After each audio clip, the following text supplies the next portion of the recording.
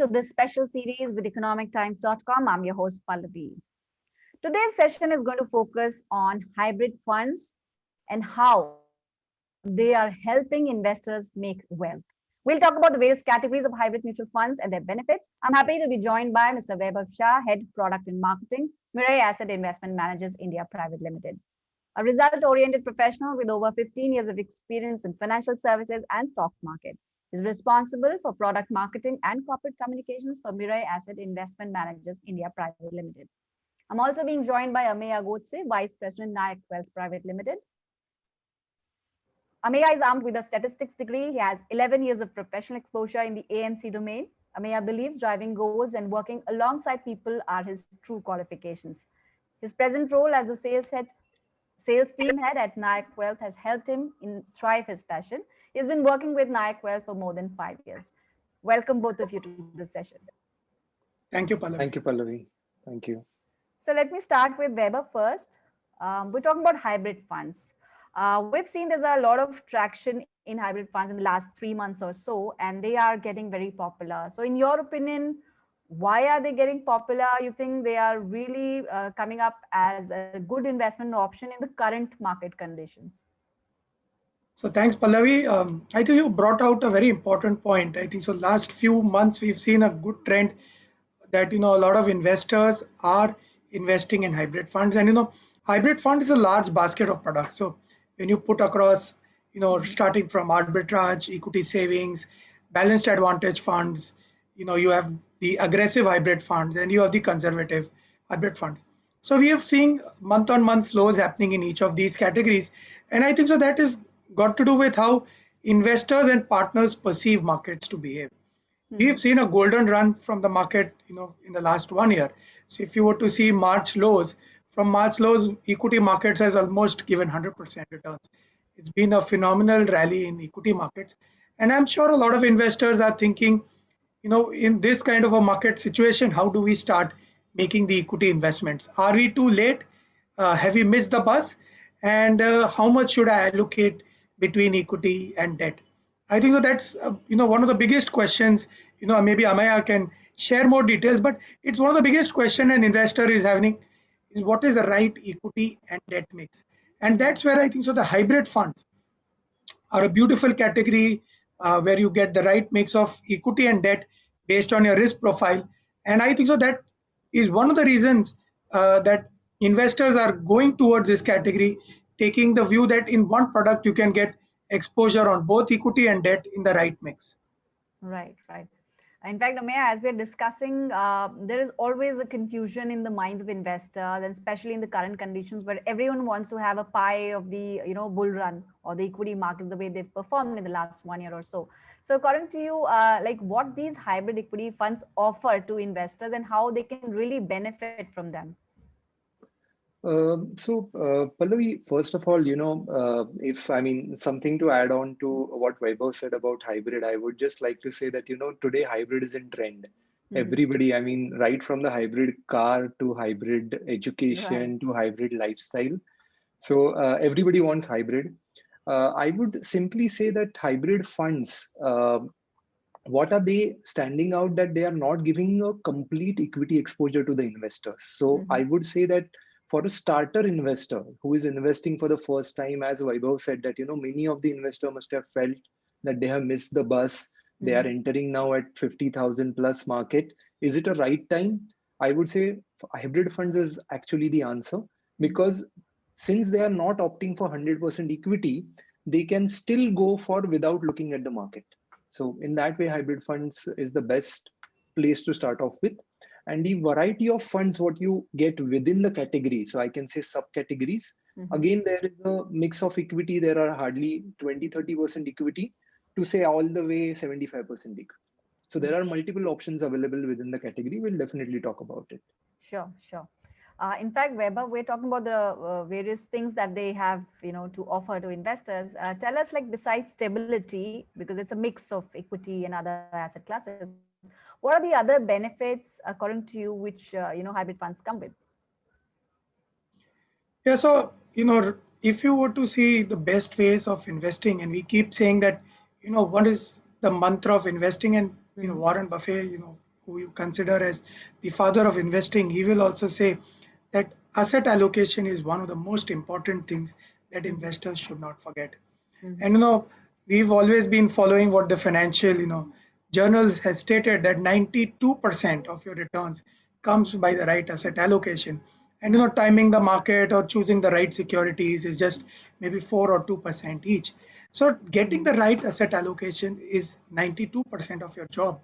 So when a large part of your job can be done by creating the right mix, I think so a lot of solutions can be easily provided to investors.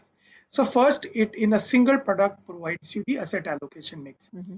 Now, the second advantage which comes to investors is when you look at categories like say arbitrage or balanced advantage, equity savings and aggressive hybrid funds. The allocation is more than 65% to equities, and hence the taxation becomes equities. Now, I think so. This is a very, very important benefit, which is very understated when we talk about the tax benefit. Because as an investor, let's take an example. If someone wants to start asset allocation, say at 70 in equity and 30 in debt, and because the way markets have behaved, equity markets go up by 50%, that 70 becomes 105, and that debt gives you, say, for example, 10% return. The 30 becomes 33. Your overall mix will become say 138, and your equity component will become much higher.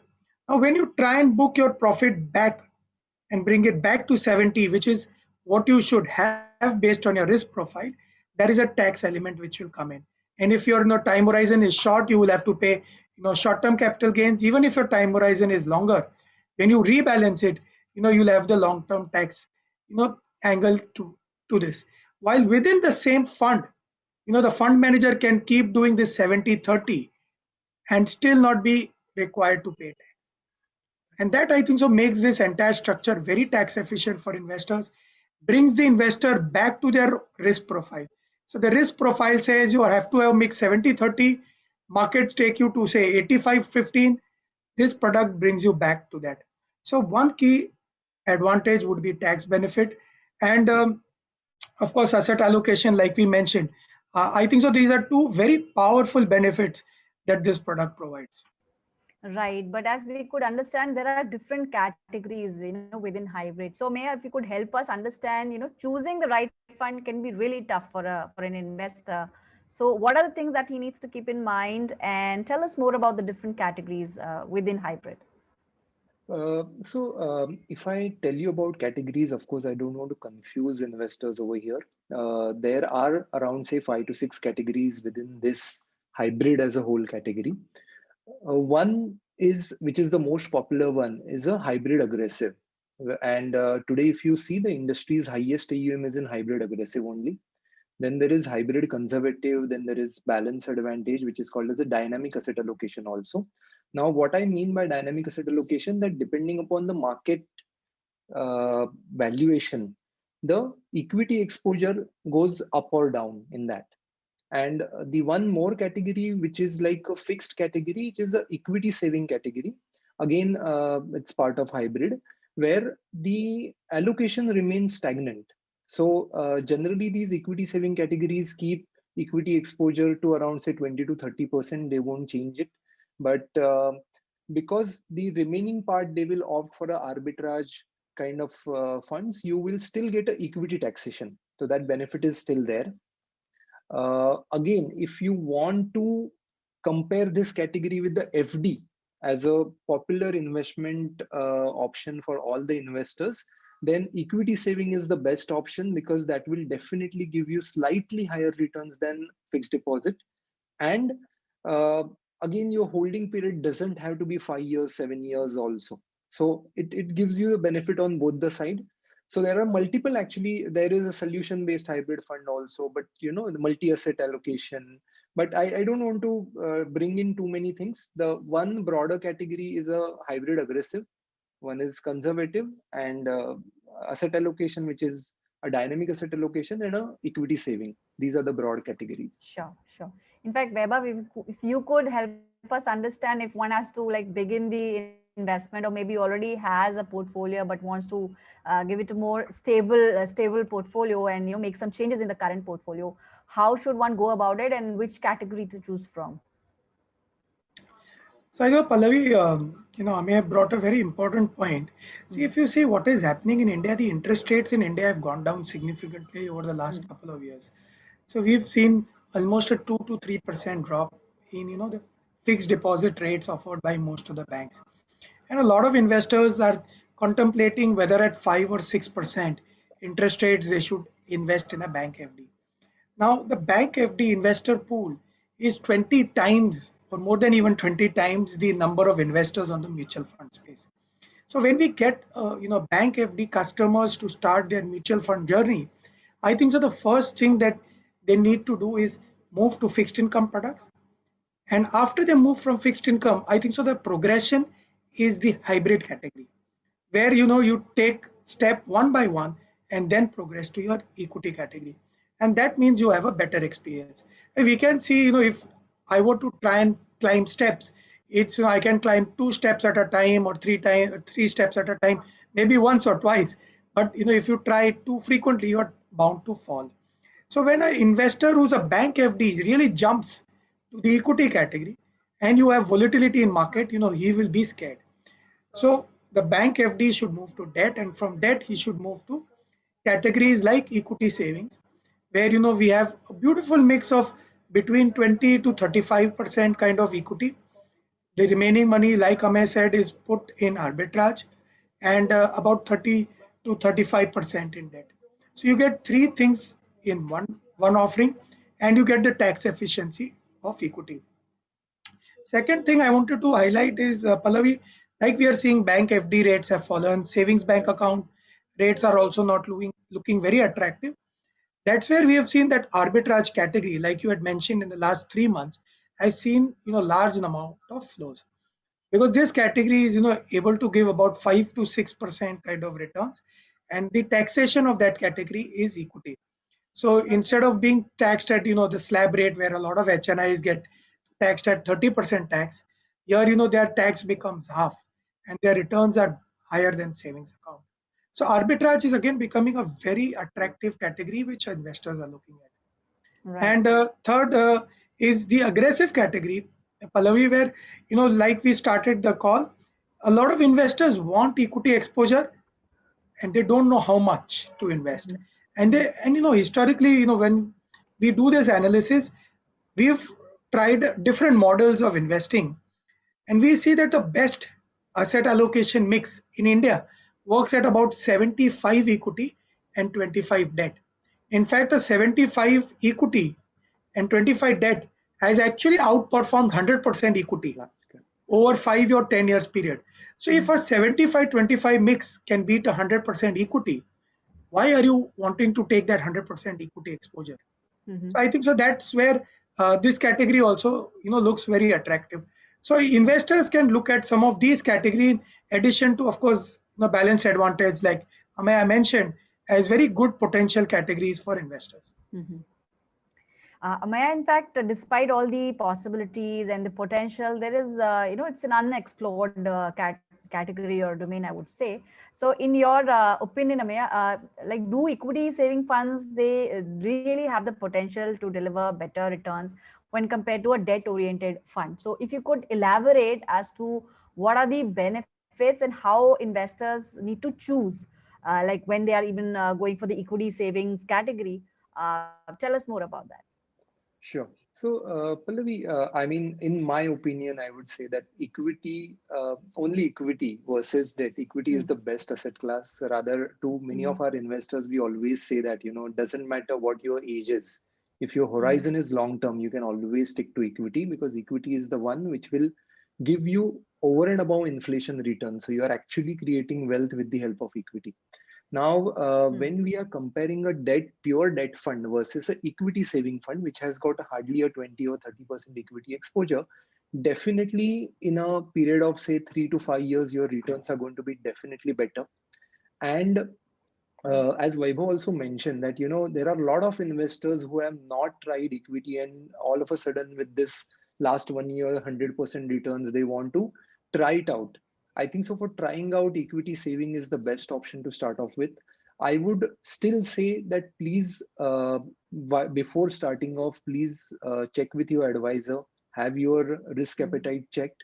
And if tomorrow the market falls, please don't consider that this category will never go in negative. This can go in negative. So please keep that in mind and start off with a smaller allocation initially.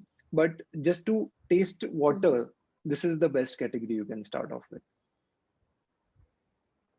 Right. So does it also mean that, somebody who's, planning to, start his investment journey, this could be the right choice to begin with? Absolutely, definitely. Because see, initially, if the investor starts off with say 100% equity, the chances is that Mm-hmm. by looking, I mean, if the market falls and he sees his portfolio into negative, he might get scared and he might not Mm-hmm. come back ever to equity. And we have seen that in the past happening. Right. So rather, I mean, I was in the industry in 2008 when I have seen the fall. Many investors who entered just Mm-hmm. because they had seen exceptional gains, they never return to the equity market, Mm-hmm. and it is lost to the industry. I mean, I would say it is lost to our fraternity, it's lost to his wealth creation in future. That shouldn't happen, and now the industry has matured in a big way. I am really happy that a hybrid kind of options are available where you don't have to opt for only equity. So equity saving is Mm-hmm. definitely one of the starting step. Yeah. In fact, Weber, if you talk about equity exposure and when investors plan to give most of the exposure of their investments into equity, it comes with a side effect of timing the market. They keep a watch. They always want to be there, and they want to exit every time they feel that they are sitting on a pile of profits. So if you could tell us how hybrid funds can really help them in planning for long term and emerge as a good option for them. You already mentioned that from bank FTs, people have moved on to debt funds, and somebody who's looking for a balanced kind of a portfolio should opt for this category. But tell us more, Web. See we always see FOMO factor works where your fear of missing out. When you see that the other guy is making more money and he's bought his BMW and Mercedes, and you see your car and you say, oh, I am still driving the same car. Mm-hmm. I need to maybe upgrade myself. And that's where you try and become aggressive while you're actually not an aggressive investor. Mm-hmm. Right. So what you want to do is to stick to the basic, know that this is what I am, this is my risk profile, this is what suits me. And the beauty of hybrid funds is it gives you that range. So it gives you the range that this is a range plus minus 10-15% allocation to equity, Mm-hmm. fixed income, arbitrage in each of the categories. And it makes sure that even if the fund manager wants to take higher exposure to that asset class, he cannot take it. I think that's a very beautiful thing which is there. A Right. lot of problems which happen, and some of the categories which are more dynamically managed, is Mm-hmm. that an investor comes with a profile thinking, I am aggressive investor, Mm-hmm. and like some of the categories like dynamically which are managed, the portfolio moves completely to fixed income and equity allocation goes down. He becomes a conservative investor, or could be vice versa, that a conservative investor becomes an aggressive investor. That shouldn't happen. And ideally hybrid funds which work with a range of 10% Mm-hmm. gives the clarity to the investor, to the advisor, to make sure the right segment of investors and partners come to that offering, stay for a long period of time, and that investment experience becomes better. Now, time and again we say time spent in market is more important than timing the market, Right. which means that you get the right mix, stay put, get the right mix, and stay invested. So I think that's where I think the hybrid funds work very well for investors. We've talked about the different categories. We've also talked about, how to choose the right fund category and so. But in your opinion, like what are the other factors? And maybe if you could, sum it up to before we come to the closing of the session, choosing the right category, quick factors one needs to think of while making the choice. First, you have to do the risk assessment and you Mm-hmm. take the help of an advisor to understand yourself better. I know that is the first step that is needed. A lot of people may actually think that they are, aggressive when they see the markets fall 15-20%, then the true nature of the investor comes out, right? So you need to take the help of the advisor. And that is the first step, because the risk profile of the customer determines, even within the hybrid category, what product suits the investor. Second is you have to choose the time frame of investing.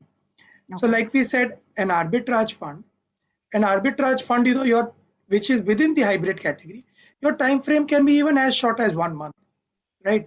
And typically a lot of institutions, HNIs, invest between one F&O expiry to the other, and they have a time frame of 1 month, and they have free surplus money lying, so they are ready to invest with a short period of even 1 month. So you have to understand your time frame. For an aggressive hybrid category, because the underlying is equity, which goes through its own phases of doing exceedingly well and time correction or even price correction, ideally you want the time frame to be about 3 years. Okay. In conservative or equity savings, I think so investors should ideally have a time frame of 3 years, but 1 to 3 years can also work because the equity element is slightly lower in that aspect. So second is to decide the time frame.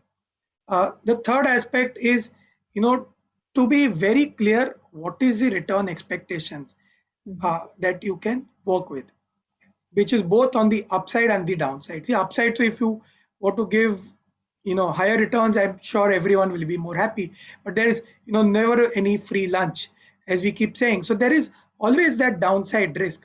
So with the help of advisors to understand what is the drawdown, and drawdown means typically how much you are ready to take your capital or money to go down, and for what time frame.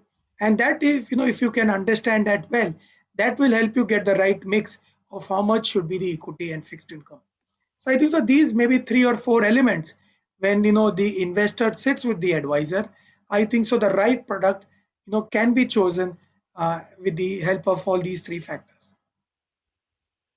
So before we let you go, Ameya, we could, we could summarize it this way, that there are different categories, and according to our risk profile as well as our time frame, as how long we're going to invest, whether it's going to be less than a year or maybe 3 years or 5 or more, we can choose different categories.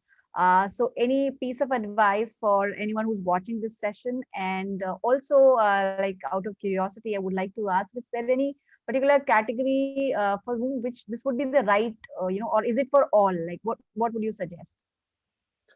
So just to give you a question, answer to your first question is particularly what is happening is today investors, it is becoming more and more difficult for them to take any decisions. So, as I mentioned earlier, with the help of advisor, that becomes very easy. First of all, it is always best to choose what is your financial goal. Right. If you have a right goal fixed, then it is easy to draw what is the horizon for which you're going to invest. And then the risk assessment happens, that how long you can go in that. So technically, if you look at equity, there is no option to equity, as we always tell our investors. So you have to have equity. And with the help of hybrid, definitely you can moderate that risk. And rebalancing happening at the regular end, as Vaibhav mentioned, that you don't have to pay for, because otherwise the rebalancing comes at a cost.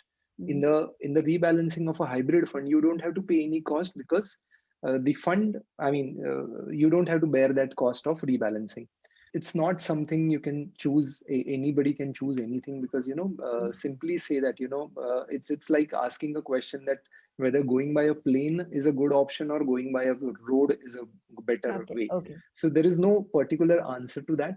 Depending upon what is the requirement, your options will change. And see, there is no best category available. If the best category would have been there, that only category would have existed. No other categories would have been there. So there is no best category. There are different categories as per your suitability. The category which is right for me might not be right for Vaibhav, might not be right for you. So each one of us will have a different categories. And you shouldn't avoid as well. Yes. Yeah. So there were some good insights from Ameya. And Vaibhav, any closing comments? The key message we want to tell investors is it's always it's not whether this is the right time to invest or no. You never know whether markets are at the peak, because you will only know the peak either when you are down or when you hit the peak. So actually timing the market is one of the most futile exercises investors try and do. Timing, I think the market should not be done. Investing products which can help them reach their journey is very, very important. And I know Amey pointed a brilliant example, which I just wanted to add. That, all of us say want to say from Mumbai go to Delhi, and you can go by road, you can go by train, you can go by plane, you will reach that destination, right? Now, how comfortable are you? Whether you don't have the patience and you take a flight and reach in 1 hour, whether you're patient enough to go in a train, spend 12 hours, see the beauty around, or you are even more at peace and ready to spend a day or to reach Delhi. So based on your risk profile, based on your expectations of return, I think all of us can reach our journey of wealth creation. We have to choose the right product with the help of the advisor to reach to that destination. Sure. So that brings us to the close of the session. We learned about this new category of hybrid and the subcategories, how do they benefit? And there's no one size fits all formula for this. One has to risk assess his own capabilities and his time horizon and accordingly choose, and taking the advisors, involving them in the process makes up for the entire thing. So I think that was a brilliant session. Thank you, both of you, for spending time and coming for this session. We'll come up with some more sessions for all the ET viewers. Thanks for watching. Thank you, both of you. Thank you. Thank you.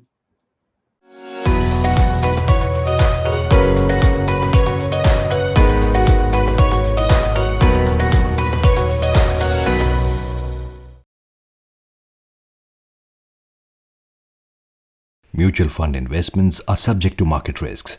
Read all scheme-related documents carefully.